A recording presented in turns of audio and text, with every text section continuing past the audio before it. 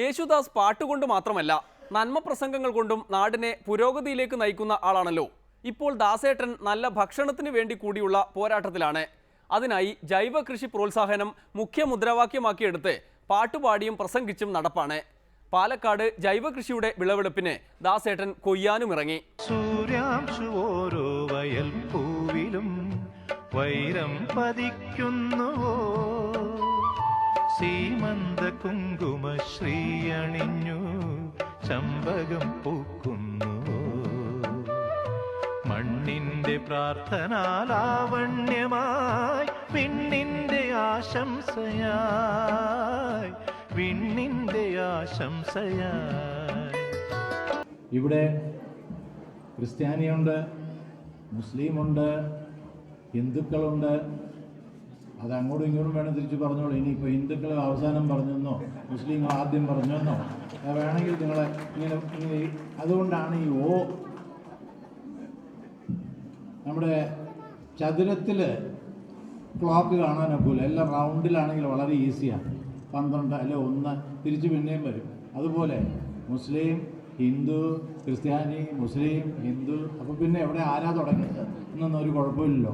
കൊയ്ത്ത് കാണുക മാത്രമല്ല, പ്രസംഗിക്കുന്നത് പോലും ആളുകൾ ആകാംക്ഷാപൂർവ്വം കേട്ടിരിക്കുമെങ്കിലും നന്മകളൊന്നും ഉള്ളിലോട്ടെടുക്കുന്ന ശീലമില്ലത്രേ.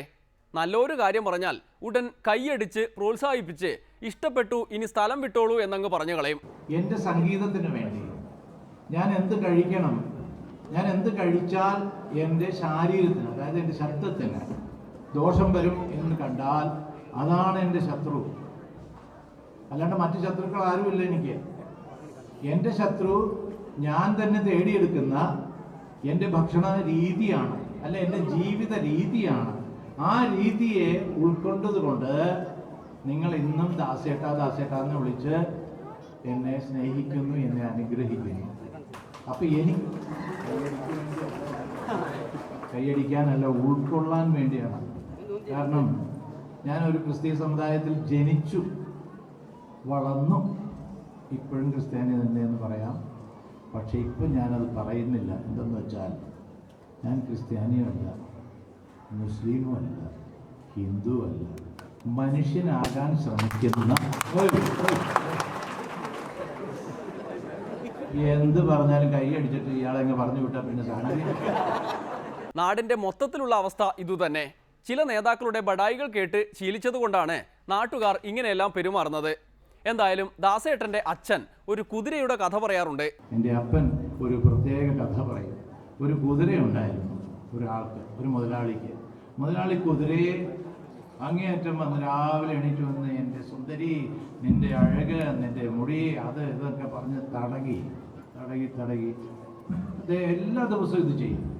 ഇപ്പോൾ കുതിര ദൈവത്തിനോട് പ്രാർത്ഥിച്ചു, ദൈവമേ എനിക്ക് 2-3 വാക്ക് ഒന്ന് സംസാരിക്കാൻ ഒരു അനുഗ്രഹം തന്നെ.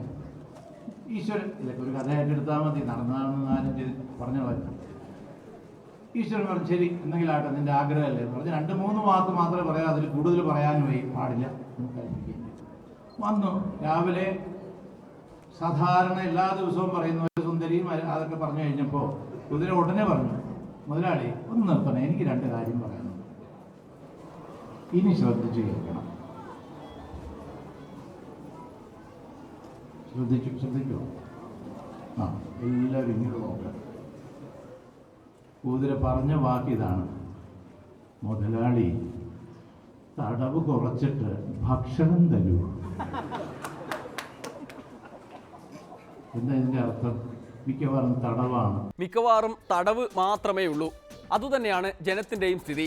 തെരഞ്ഞെടുപ്പ് വരുമ്പോൾ നാട്ടുകാരെ മുഴുവൻ തടവിക്കൊണ്ടിരിക്കുന്നവർ കസേര കിട്ടിയാൽ അതുകൂടി ചെയ്യാത്ത അവസ്ഥ. അതുകൊണ്ടൊക്കെയാണ് വീണ്ടും തെരഞ്ഞെടുപ്പ് വരുമ്പോൾ നാട്ടുകാർ മുഖം കറുപ്പിച്ച് ഇരിക്കുന്നത്. ഇതാ വീണ്ടും വന്നല്ലോ എന്ന അർത്ഥത്തിൽ. ഇന്നത്തെ ഡെമോക്രസി പൂർത്തിയാകുന്നു. നാളെ വീണ്ടും കാണും വരെ നന്ദി, നമസ്കാരം.